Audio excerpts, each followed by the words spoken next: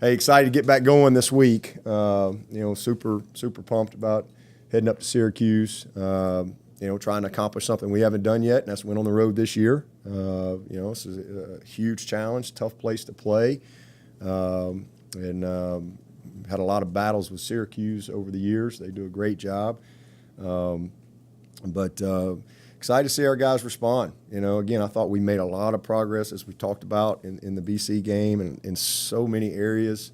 The open date came at a great time for us. We've got fall break as well yesterday and today.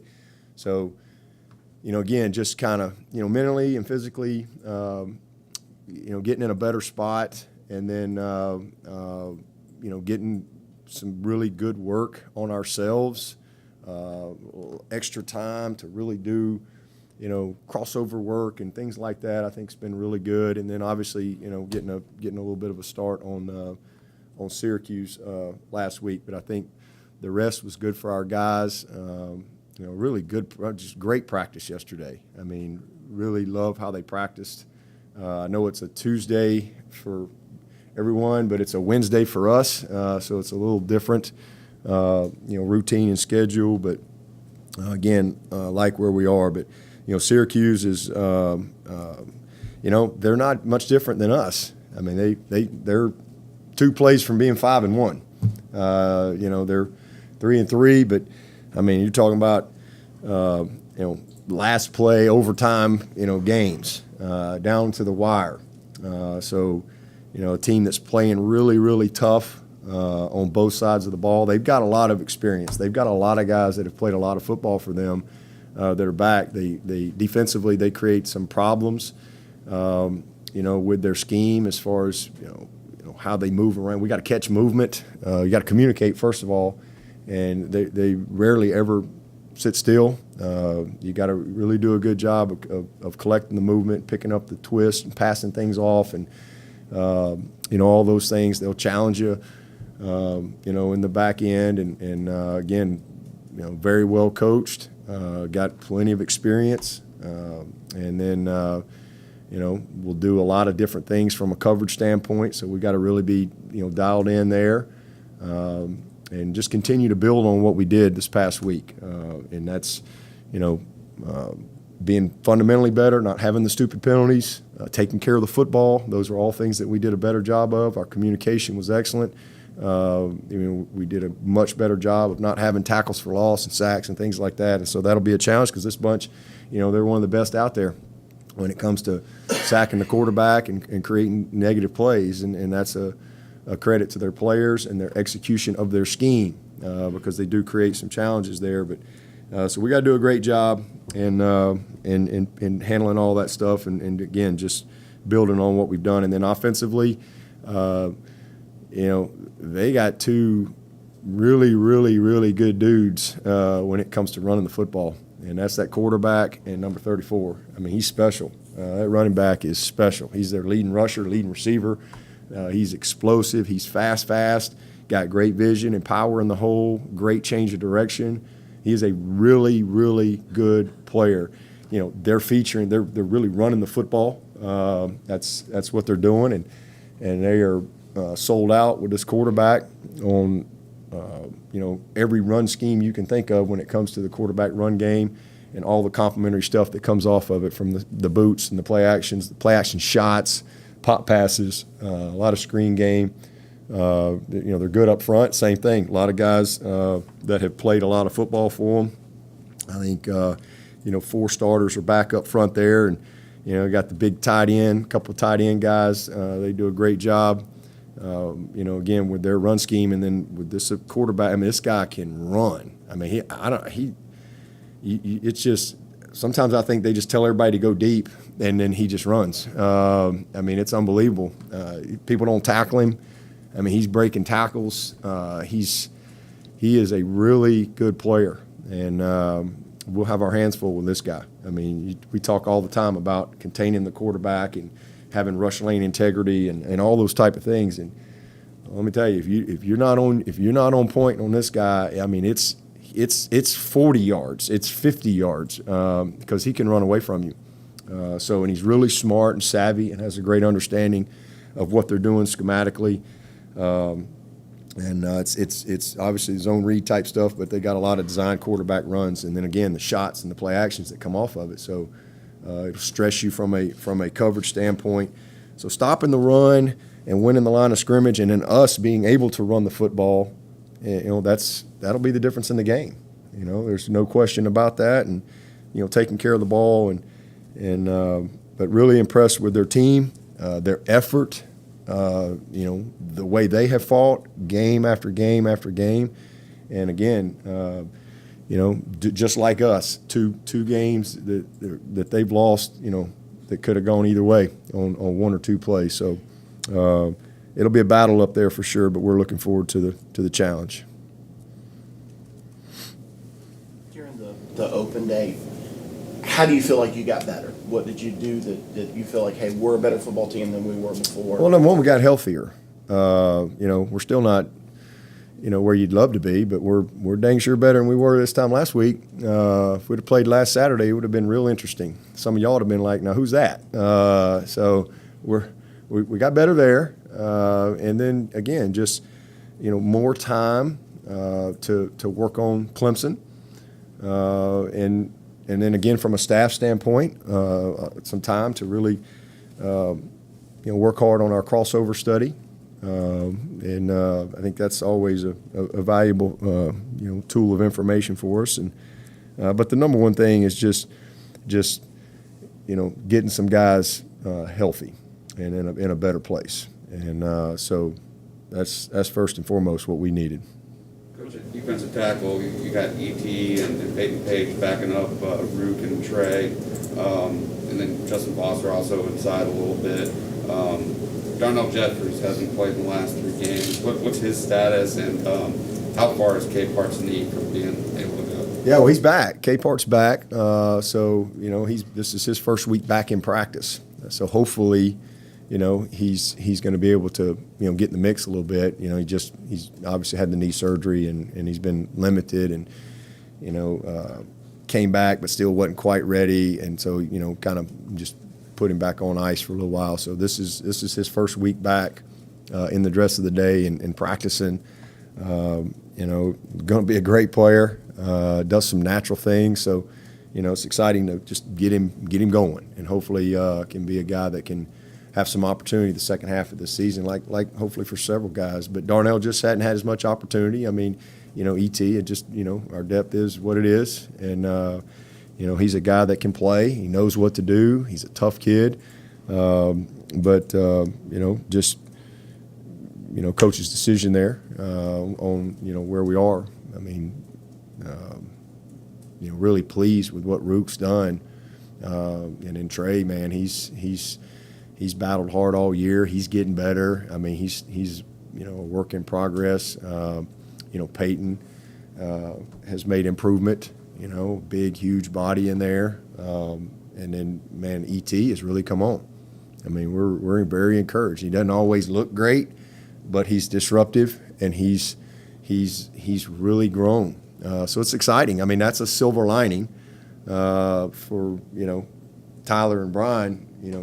Being out we're really developing very, very quality depth. And you think about next year on what we have the potential to be right there. It's exciting. We're going to have a lot of really talented, functional guys that we're going to have great experience in critical situations in games. So that group's played well. They've done a good job. They've stepped up. So I'm proud of them. On a general level, were there any important revelations that came from the crossover study? Oh yeah. No real revelations. It's always sometimes it's confirmation of what you already know, but yeah, it's coaches look at things different, and so it's always a helpful tool for both sides, and just good self-scout information that you want to use to your advantage. Coach, Sam Hartman and Wake were able to really take the top off that defense, several long pass plays in that game. Is this a game in which you might see some opportunities to take some long pass shots down the field, or do you think they might imitate kind of what Georgia Tech did? I think you got to run the ball first. What you saw against BC was our ability to run the ball, and nobody wants to be run on. And so if you can run the football, then you have opportunities in the passing game. And we had plenty of those. Now we need to finish them. That's the difference in kicking field goals and putting somebody away. So hopefully that's kind of the next step for us. But you got to win the line of scrimmage. You got to run the ball. I mean, when people are giving you opportunities to run the ball, and we were able to do that in this past game. We did not do that well enough in the previous games, and that limits you. Again, very different from last year, where you really only had two receivers, Amari and Cornell, and you had a young EJ that was coming. Everybody said, you're not going to run the ball. Let's see you throw it. And, we were able to do that at a high level. Early part of this season was just the opposite. They're like, okay, we got this big arm quarterback. We got some dudes outside. Let's see you run the ball. And we weren't able to do it. And that limits you. Not a lot of plays when you got 8 people deep. There's not much there. You have to be able to run the ball effectively when people are challenging you that way. And so we were able to do that in the past game. And again, that created opportunities in the passing game. So, yeah, Wake Forest, they run the football, and great, lot of play action, a lot of their RPO stuff, and then ultimately they were able to make some plays.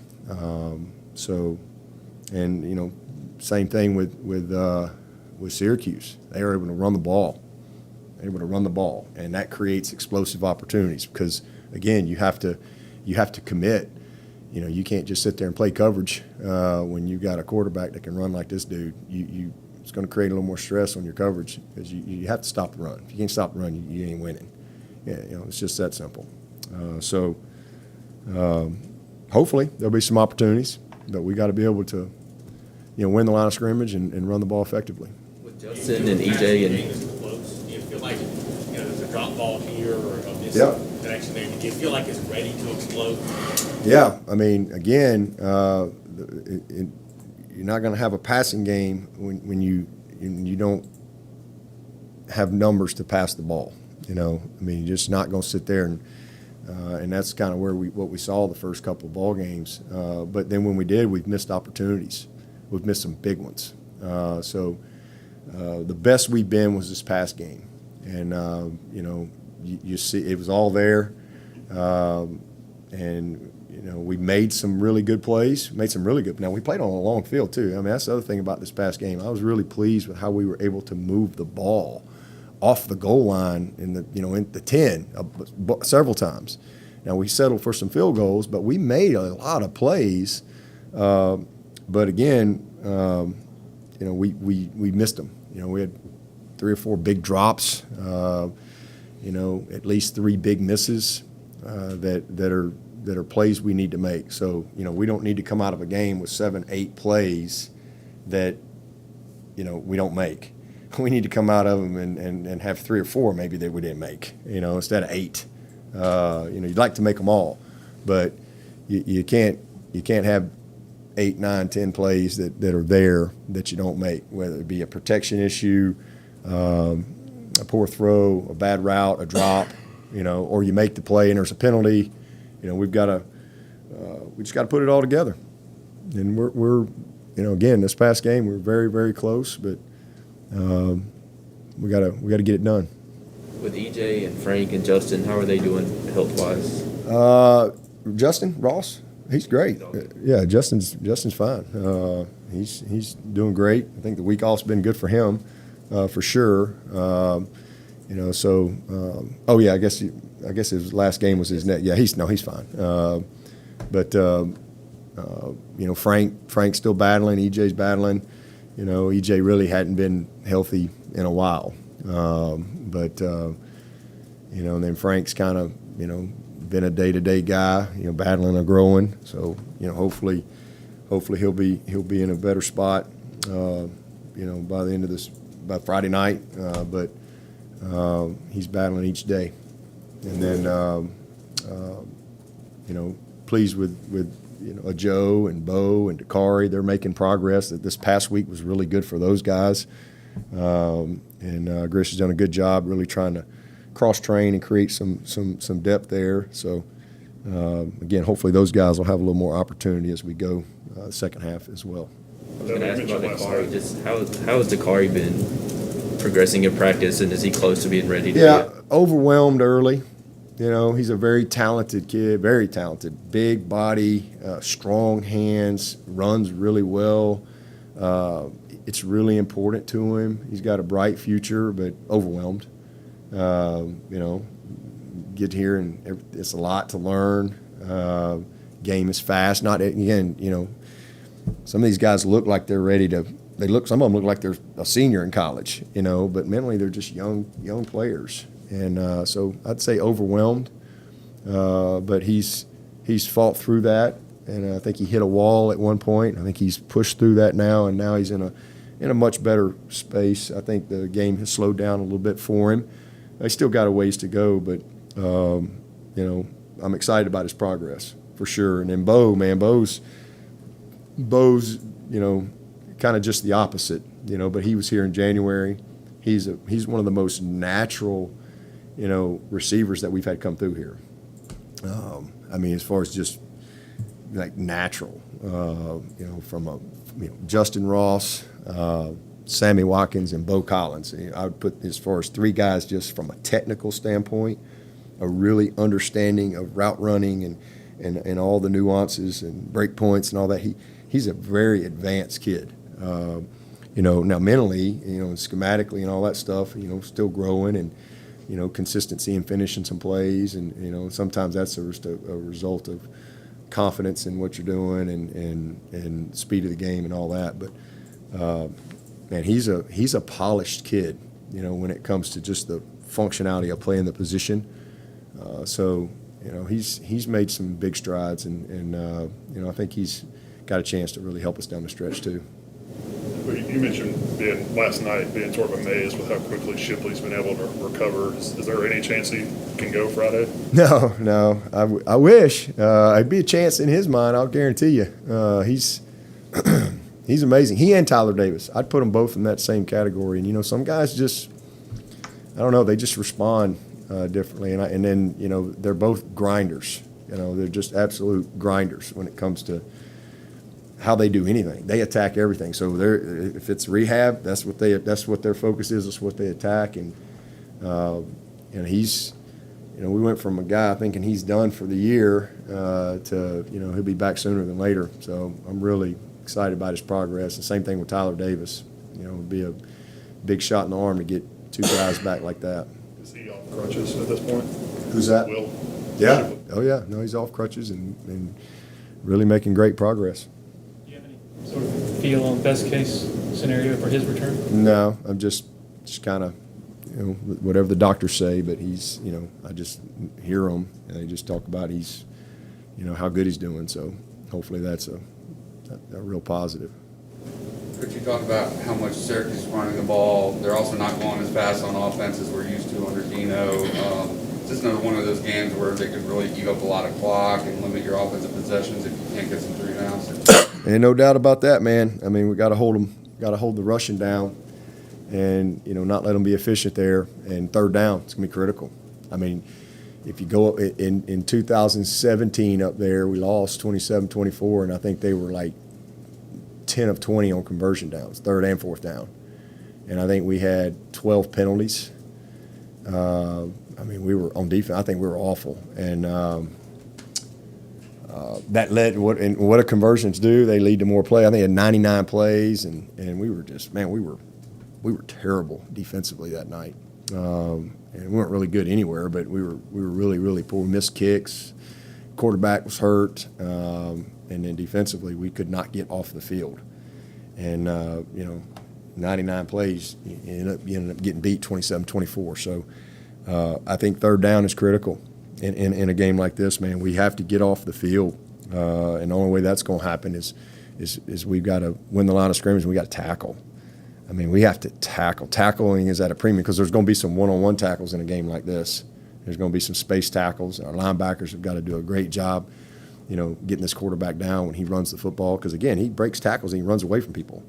I mean, you just watch the tape. There's been some things where, they're running the midline and man, they bust him a couple times and they hold the backer backside and that guy comes through and it's one-on-one with him and the linebacker and he just makes a miss. Or they run the boot and they've got the perfect design on the chalkboard and there's the guy, he's there to make the tackle and it's the way it's supposed to be, but he don't make the tackle. And now he's gone for 40 yards, or it's just a scramble play, where you got guys there and you don't get him down. And it's the same thing. It's the exact same thing with this running back. Tackling is going to be at a premium. If we're going to be effective against the run, we're going to have to really be disruptive up front, and we have to tackle at a high level because that back can take it the distance. He can make people miss. He breaks tackles, and it's the same thing with this quarterback. This dude can run. I mean, he can really, really run. So if you can't stop the run, it's going to be that affects third down. And so getting off third down, and again, their style of play is a little different. I mean, that's just, again, Dino's, hey, here's his personnel, and he's a good coach. He's going to use what he has. And, we've seen them when they've come in at breakneck speed, and it's, snap the ball every 5 seconds. This team is built differently that way. They're going to focus on running the ball and controlling the clock and being very efficient on third down. So that's where we got to win. Any update on Fred and Mario and how those guys are doing this week? Mario's good. Fred's probably not quite ready, but he'll be. I think he's close. I think he's much better. The week off was good for him, and he had a pretty good little ankle sprain. So hopefully he'll be. I don't think he'll be ready this week, but I think he'll be ready to go next week, hopefully.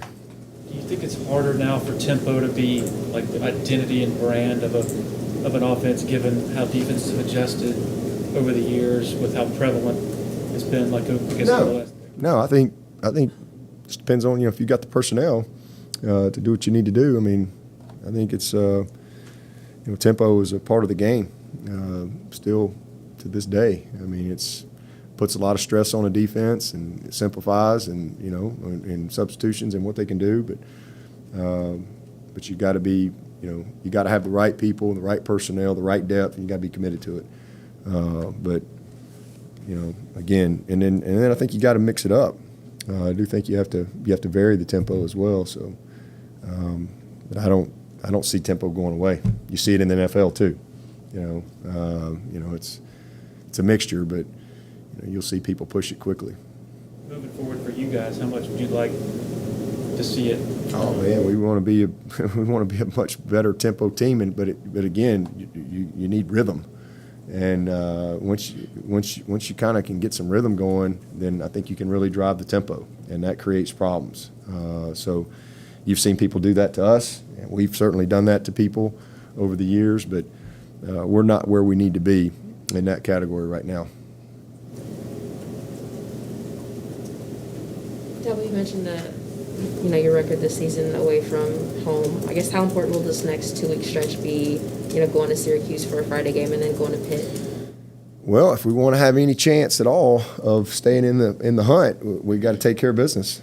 I mean, and again, if we were 5-0, wouldn't this be the biggest game of the year?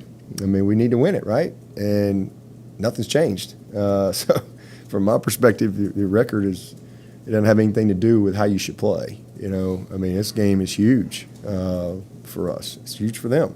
I mean, we got to win the game. So, and if we were 5-0, we got to win the game to have any chance of having the best type of season that you could possibly have. And so, we're halftime, right? And it doesn't matter. I always say, I got a thing on my desk, there's nothing less important than the score at halftime.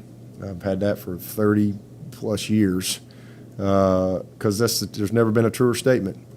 I've been 2-3 and played for the ACC championship. Been 1-2 and beat Oklahoma in the bowl 40-6. I've been 8-0 and we didn't finish. We went 2-4 down the stretch, and everybody forgot about the 8-0. So this team will be judged by how we finish. And it doesn't matter if you're 5-0. And there's teams that are 5-0 and 6-0 right now. Guess what? They're going to be judged by how they finish. That's just college football. So we got a long way to go. And whether we were 5-0 or we're sitting here, 3-2 with 2 heartbreakers, we need to win the game. And ain't nothing changed. Wouldn't be any different. And we need to win on the road. We haven't done that. Been in position, but we gotta finish. Coach, you said Matt Bockhorst had his best game last week against DC. He was named a semifinalist for the Campbell Trophy, which I know is important to you. It's hard to overstate just how much he means to this team, both on and off the field. Yeah, what Matt means? Bockhorst. Oh yeah, he's a heart and soul guy. He's a program guy. He's a guy that's the epitome of what you want your program to be about. And we have so many guys that fit that category on this team. But here's a guy that's getting his master's degree. He's not only come here and gotten a degree, he's gotten education. And, man, he has taken full advantage of it. He's a great ambassador, just a great young man, and has really given every ounce of everything that he has in his body, from his toenails through the scalp of his head, to this program, to be the best he can be. He's the epitome of what that standard is all about.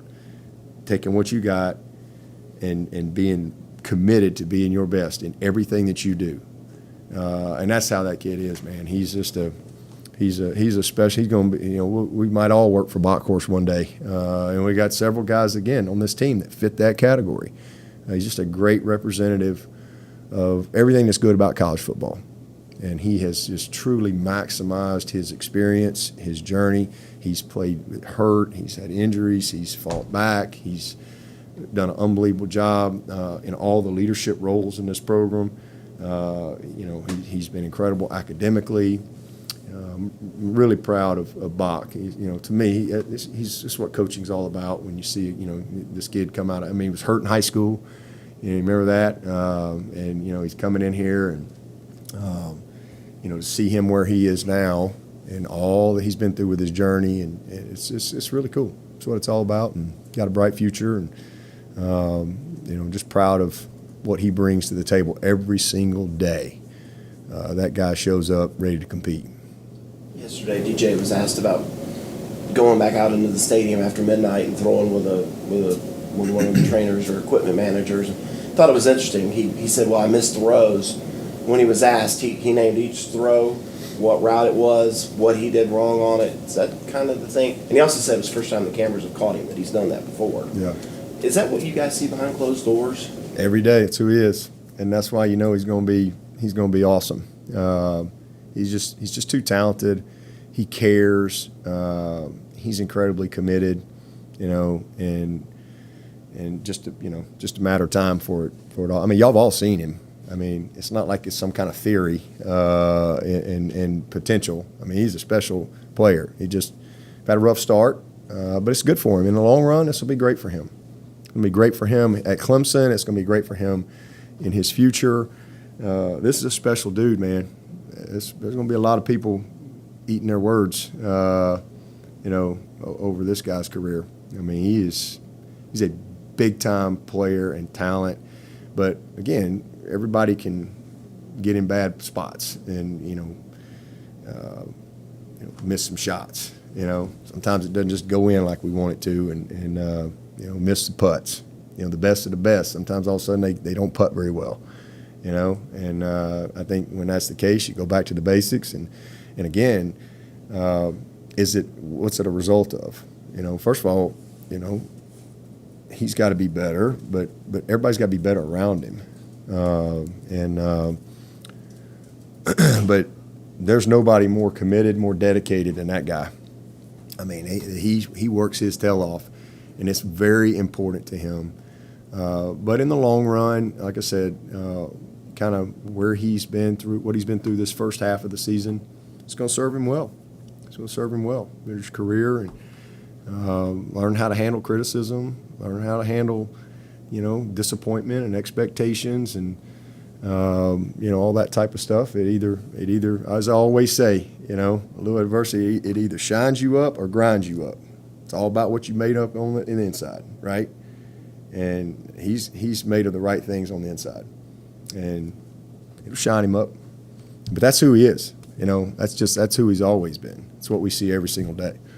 So he'll be just fine.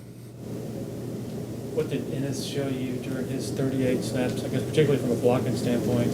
Toughness, physicality, and he was ready.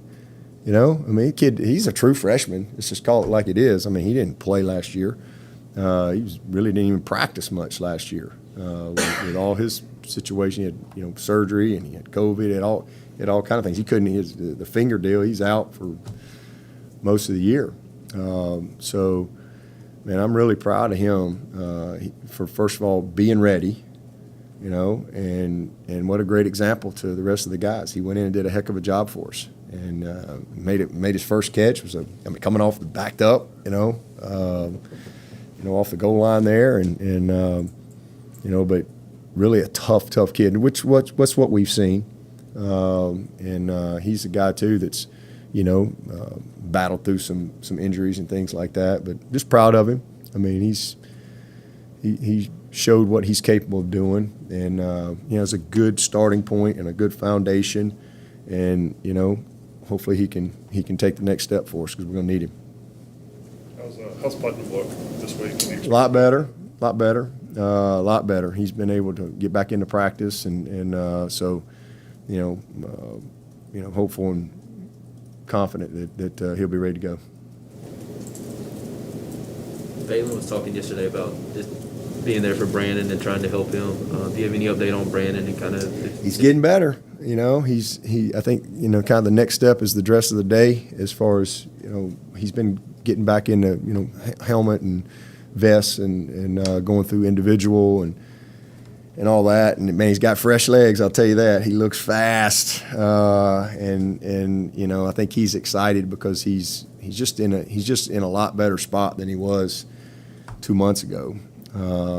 So we're encouraged. In fact, they had another big test they were doing on him today, so hopefully that'll turn out well. But the next step is kind of dress of the day, as far as pads and all that, and just kind of see where he's at, from a sustainability standpoint. But I'm proud of him, and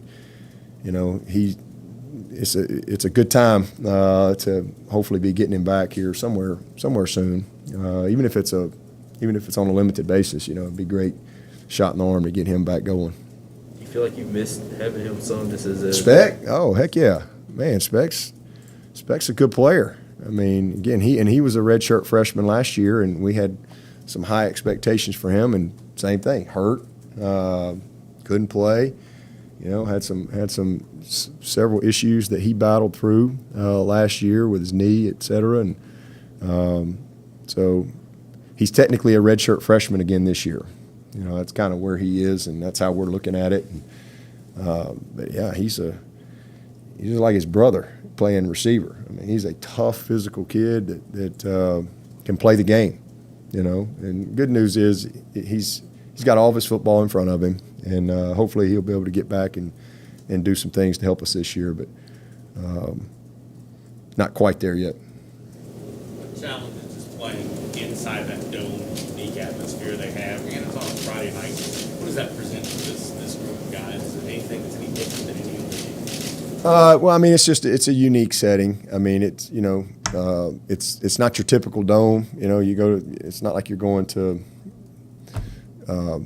some of the domes around there with real higher ceiling. It's a little lower ceiling. It's just a different feel to it, but it's loud, man. They do a great job. They really do. It's a great environment for college football. It is very unique, and to go on the road and to a home teams and play in a dome. We don't. It's the only place that is there anybody else we go to that's a home team? We play bowl games and things like that, but it's the only place, so that makes it a little different, for it to be a true home game in a dome. But obviously the noise echoes and all that stuff. I think they put air in it now. I did hear that. So I don't know what else changes they've had, but it's a cool place to play. It really is. I always enjoy going up there, and it's one of those places you can kind of feel the history. There's a lot of history at Syracuse. I mean, man. I mean, if you're a football fan, I mean, there is a lot of really amazing history at Syracuse. And, you walk around and, man, you start looking at some of those names. These are some of the greatest of all time. So it's a fun place to go compete. I feel like you're a little bit in the Big East here, playing Boston College, Syracuse, Pitt. I guess, yeah, I guess so. Yeah, back to back. We go, Pitt next week. So, yeah, I guess so. Dabo, on DJ, is there anything mechanically that you guys have picked up on that he's doing this year that he wasn't doing last year, or vice versa? Yeah, just some. I think been a few fundamental things, that in some of the misses that you point out and coach up, and again, just that's why I keep saying it's back to the basics. At every position, it's not the big things; it's the little things. Footwork. You throw the ball from the ground up, but that's everywhere. That's not just DJ. Same thing at receiver, same thing at OL, same thing at linebacker. It's usually when you're not performing quite where you need to be, there's some your effort may be good, but we always say it takes effort with technique to have the right execution. So sometimes you do everything right and it just doesn't work out, but sometimes you can as a coach you can say, man, well, hey, we didn't get that block because it's an outside zone and our footwork we didn't give ourselves a chance because of the footwork. And so that's at every position, and quarterback's no different. As a coach, is it kind of a tough balance between sort of coaching the proper fundamentals and technique and trying not to take too much away from what he does naturally, sort of? No, we're not trying to change his throwing motion. I mean, again, you just you want to do it. You certainly want players to be natural in what they do, but there's just basic fundamental things that you have to do if you're going to progress. Again, if receivers false stepping every single time, he's not going to progress. If his body control at his break points isn't where it needs to be technically, he's not going to win that battle in tight coverage. If his route running technique fundamentally doesn't improve, he's not going to get better. It doesn't mean you want to take away something naturally. You're just trying to coach him up. And but he's always been a very committed guy fundamentally. I just think people overanalyze things when you don't have when some things all of a sudden don't. It's not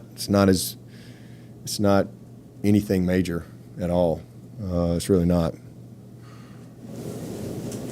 We'll transition to questions from Zoom. If you have a question, please unmute, identify your name and affiliation, and ask your question. Yeah, well, David with ESPN. I know you talked a little bit in the offseason about sort of your evolving philosophy on the transfer portal and bringing guys in. I'm curious, given obviously the youth that you've talked about on offense and some of the depth issues, do you look back and think, well, maybe we could have been a little more aggressive, or do you take a lesson from that and say maybe next year we want to dive in there a little bit more? How do you find the balance with culture is such a big part of what you guys do? Boy, the weekly transfer portal question. Man, is it like who's got the short stick this week? You're next week? Okay, all right, next week. I wouldn't do anything differently. That means to doing something differently. That means I wouldn't have taken one of the kids that we took. I love the players we've got here. So I don't. Injuries are part of game. There's nothing you can do. I mean, and you can only sign so many players. So if you can't just. We all get 85. That's it. That's all we get. And if we were gonna, sign 2 running backs, well, guess what? We signed 2 running backs. Should I have gone to the transfer portal and take a veteran over Shipley and Maffa because Shipley got hurt? I'm not. maybe you would if you're the head coach and, you can do whatever you want, but I wouldn't change anything. And again, I'm not opposed to the transfer portal. I'm not some anti-transfer portal, deal. It's just, and if I was at another school, another university, that might be all I sign as transfer portal guys. If I was at some school where you couldn't recruit the really best of the best high school kids, I probably would sign only transfer. And that's what a lot of people are going to do, which I think is sad. But that's what because it's going to cost a lot of high school kids opportunities that they would have had at other places. But if I was at another school and I couldn't recruit the type of kids that we can recruit here at Clemson, then I probably wouldn't sign high school kids. But I'm at but I'm at Clemson, and we've been able to sign great kids that we believe in, and but we're not even a year into this thing, and as I've said like 100 times already, and I keep getting the same question every single week. I've said this 100 times. If we need to use the portal, we'll use it.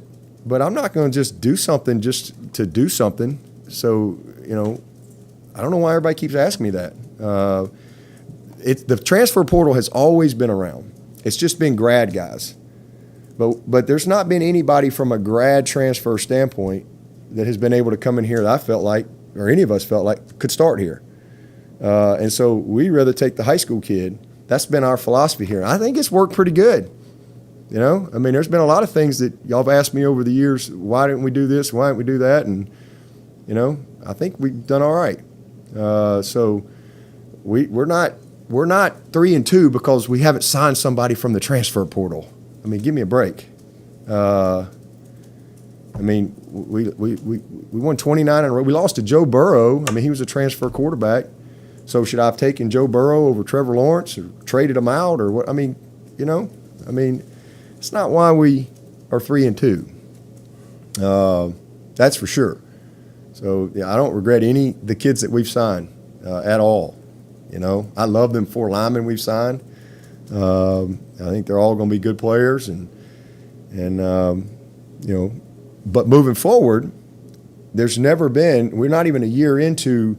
Now you have freshmen, sophomores, and juniors that can leave and be eligible right away. So that's a game changer for every coach out there, and that's going to change recruiting forever. I don't see any scenario whatsoever for any school that they're not going to have to deal with the portal or sign somebody from the portal somewhere along the way. I don't care who it is, Clemson or whatever, because when kids leave in May and all of a sudden you have gaps in your roster, there's no high school kids to recruit in May. There are none. So you're kind of forced to have to do that. And so, as I've said 100 times, if we need it, we'll use it, for our benefit. But it won't be any different. We'll get the very best of the best, and we'll get kids that fit our program. But we have not needed it to this point. And if all of a sudden, again, we get gaps in our roster, or all of a sudden we start doing a terrible job of evaluation and things like that, then, things could change. The other thing I wanted to So ask, anybody got any more questions about the portal? I don't know what else we want to talk about. I can't help guys get hurt. the other thing I wanted to ask was in terms of just the success that you've had, losing a couple of games early is not something you've had to deal with in a while, and certainly the guys on this team have not had to deal with that. Do you think that a bye week or the sort of the time away from the week-to-week grind gives them a chance to sort of exhale and reevaluate and say, like, all right, maybe we were putting a little too much pressure, pressing too much because we were trying to meet an expectation that was X, and let's just go out and kind of have some fun like we would normally be doing at this time of the year? No, I don't buy into none of that. I just think Georgia beat us, and I think NC State beat us. That's what I think. And we didn't play very well. There's things we need to do better. It's football. I don't buy into all that other mess. We got 2 games that came down to the last play, and we didn't win either one of them. If we made both those plays and we're 5-0, we ain't any better. We still got work to do. This is the biggest game of the year.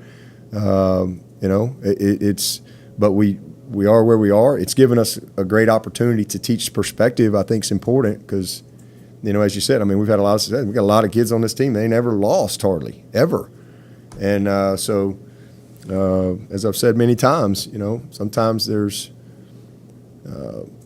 lessons that you can teach in moments like we've had that are harder to teach when you win, and sometimes they listen a little bit more, So just you're not. I wish I could say we were going to win every game every year for the rest of history, but everybody else has good players and good coaches, and there's lots of things. Sometimes you're working your butt off, but maybe you're just not quite as good as you need to be. We are where we are. It's half the season. We got a long way to go, and hopefully we can be better in the second half. But we got a great group of people and young men I believe in, a staff I believe in, and we're going to line up and go compete with everything we got the rest of the way. But I think the biggest thing is just keeping a good proper perspective when you're dealing with a bunch of young people and managing a bunch of noise and things that really don't matter. We've got time for one more from Zoom. Hey, Coach, Ben Spector, Citrus TV. Can you talk about the impact that Balin and Brandon Spector have had on your program over the past couple seasons? Well, Brandon's just kind of getting going. He hadn't really had much opportunity to this point. Great kid, unbelievably committed. Unfortunate, had some injuries last year as a redshirt freshman that kind of limited him.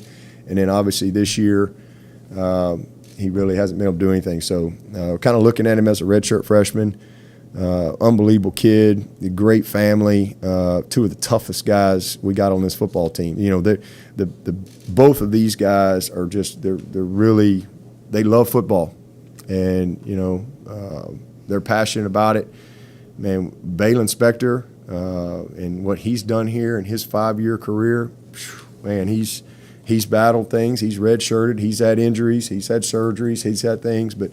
Man, he is one of the toughest kids we've had come through Clemson ever in my 19 years at Clemson. I'd put Balin Spector right there with, some of the toughest we've ever had. He's a very smart, savvy, instinctive player. He's athletic. Spec's got a bright future, but he's a great player. So I'm just proud of who he is as a young man and how he's grown and his commitment to this program. So you just can't say enough good things about who he is, how hard he's worked, the progress he's made in his 5 years here. All right. Thank you, Coach. Okay, appreciate it.